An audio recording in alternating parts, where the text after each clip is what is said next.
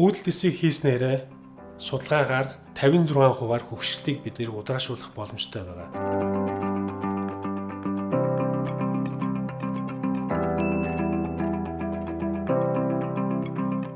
Сайн байна уу? Доктор Чингүс эмнэлгийн ерөнхий эмч Чингүн байна. Үүдэл тес гэж юу вэ гэх юм бол өөрөөсөө эс үүсгэх чадвартай эсийг бид нэр үүдэл тес гэж ярьж байгаа. Тэгэхээр үүдэл тес хаана байдаг вэ гэх юм бол дандаа судсыг төрж байж байдаг гэсэн үг. Тэгэхээр суднаас өөрөө заавал тусгай хэмжээ авах ёстой. Тэнцэнээс үүсгэх ёстой. Тэгэхээр бид нэр өөхнөөс гаддаг үүсэн үүдэл тесийг болохоор мезонхималик буюу васкулар үүдэл тес гэж нэрлэдэг байна. За тэр судас нь өөрөө яг хаана байдаг вэ гэх юм бол арснаас доош дунджаар 15 мм-ийн доор үүдлээс агуулсан өөхнүүд хамгийн их нягсралтай байдаг гэж бодож байна.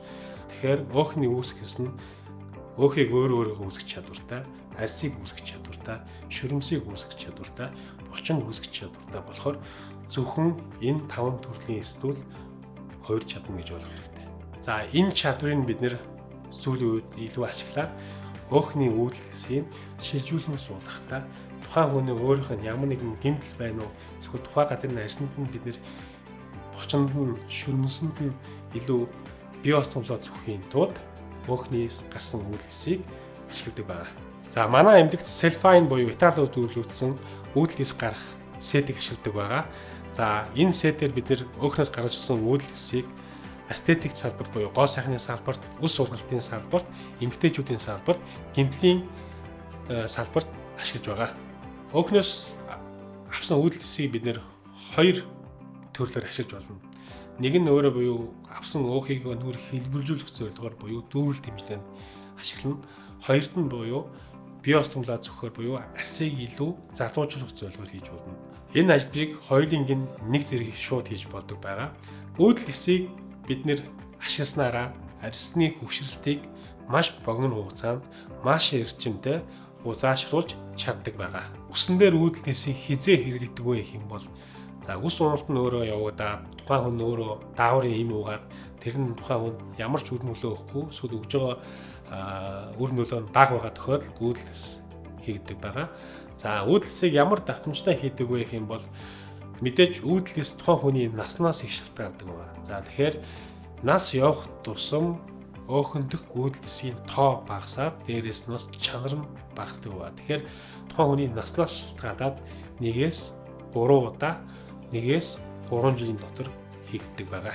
Үүдэлсийг хийснээрээ судалгаагаар 56% хөгшрөлтийг бид нэр удраашуулах боломжтой байгаа. Хөгшрөлтийг 56% багасгах гэдэг нь бид юу гэж ойлгох вэ гэх юм бол хөгшрөлтийн симптом буюу шинж тэмдэг. За хөгшрөлтийн шинж тэмдэг нь өөрөө яаж илэрхийлдэг вэ гэвэл арьсан дээр хүрчлээ тогтох, арьсан дээр ямар нэгэн пигмент үүсэх, нүүрний мөкчөлт ихсэх зэргээр шинж тэмдгүүд илэрхийлдэг. Энэ шинж тэмдгүүдийг бид нэр үүдэлс хийснээрээ бид нэр 56% багасгах бүрэн боломжтой. За манай эмнэлэгт ашиглаж байгаа үүдэлсийг авдаг сет нь өөрөө юу бол Итали улсад үйлдвэрлэгдсэн. Дэлхийд 80 гаруй эмнэлэг дээр хийгддэг систем байгаа. Манай сетний хамгийн том давуу тал нь өөрөө юу вэ гэх юм бол яг арьсны гадаргуугаас 12-оос 15 мм-ийн доор буюу хамгийн их үүдэлс байдаг хэсгээс өөхийг үүдэлцтэй хам сурвалж авна. Хоёр дахь давуу тал нь юу вэ гэх юм бол бид тэр өөхийг сурвалж авч байгаа канюл буюу сурвалж авч байгаа гуурсных нь нүхэн яг үүдэлсийн өөрийнх нь хэмжээтэй адилхан болохоор илүү өөхөхгүй зөвхөн үүдэлс агуулсан эсүүдийн авдгаараа онцлог байгаа. Дээрэс нь энэ сетний давуу тал нь юу вэ гэх юм бол аюулгүй байдлаа бодсон ч гэсэн хавдар хамгаалтын дэгмээ бодсон ч гэсэн энэ сетийг нэг удаа тухайн үр шүүсд хэрэглээд тэгээд дахиж хэрэглэх боломжгүйгээр давуу талтай. Үүдэлсийг бид нэр ямар салбарт ашиглахаас шалтгаалаад хийгдэх хугацаа 1 цагаас 2 цаг орчим үргэлжлэнэ. За энэ ажлыг хэсгийн мэдээ албаар хийж болно.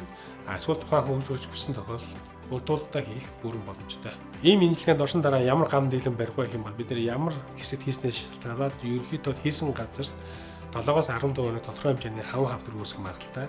За өөх авсан газар буюу одоо донор хэсгээ бид нэр 3 хоногтой даралтай бололтой эмчийн хяналт нь 3 хоног байх хэрэгтэй. За тэгэхээр үүдэлээс шилжүүлэн суулгах нь өөрийнхөө залуу насыг хамгийн удаанаар хадгалах боломжтой эмчилгээ гэж ойлгож болно.